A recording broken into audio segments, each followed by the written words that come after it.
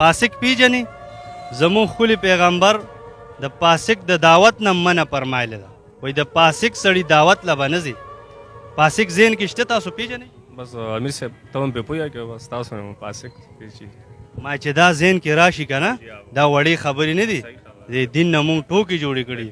په ودونو کې یا د پیغمبر خلاف د الله او د رسول خلاف ګپ هم ترې نه جوړ کړی فاسق پیژنې بس دې دا کم ودونو کې چې دا لکه دا ډېر زیات ډنګ ډونګ او دا دغه یې که نه ګانې بجانې او دغې نه به ځان لکه دغه کوو د فاسق د دعوت نه زمون خولي پیغمبر منع فرمایلی ده فاسق پیژنې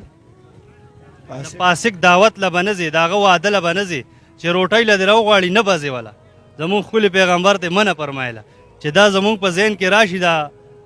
نور دوستان سره دا پروګرام ګوري چې فاسق څوک دی او زمونږ خولي پیغمبر